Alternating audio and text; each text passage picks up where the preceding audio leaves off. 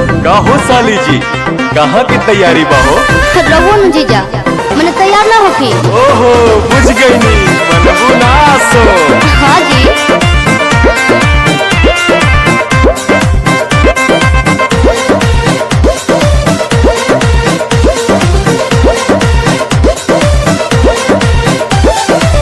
जातारू माई के दर्शन तू करे, हाँ जी। काहे के लगलू है साजे सवारे। मैंने तैयार ना होके। अरे जल्दी होखा, जातारू माई के दर्शन तू करे, हाँ जी। काहे के लगलू है साजे सवारे। रील बनी मंदिर के गेट पर जीजा, अच्छा वीडियो बना के डालब नेट पर जीजा। ओके। बुलेट पर जीजा, का? बुलेट पर जीजा, बोला ले चले घुमा दे बुलेट पर जीजा। जरूर हो। बुलेट पर जीजा, बुलेट पर जीजा, ले चले घुमा दे बुलेट पर जीजा। बुझनी हम सब बुझतानी।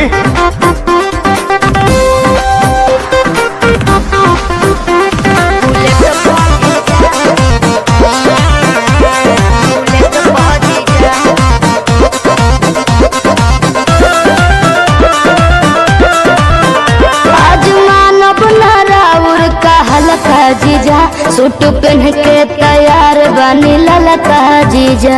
अच्छा ठीक बा। ए जीजा जी सुना, जौन कहबू खाए के साली उ घर ही लिया दे हबो। अरे ना जी। डेयरी मिल्क कहा चॉकलेट दू पैकेट खिया दे हबो। मालूम ना हम चॉकलेट पा जीजा, चाउमीन चाट के प्लेट पा जीजा।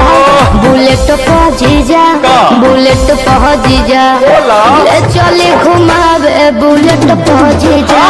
बुलेट पा जीजा, बुलेट पा जीजा, ले चले घुमावे बुलेट पा जीजा। अरे भागत काहे बनी? तोहरी कहाँ भागतानी?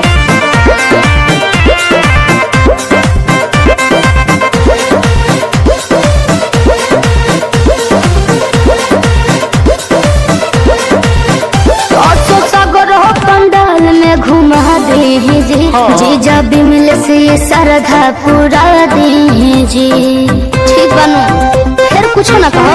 अच्छा सुना, जयबू माई के दर्शन करे का वीडियो बनावे जाइबू।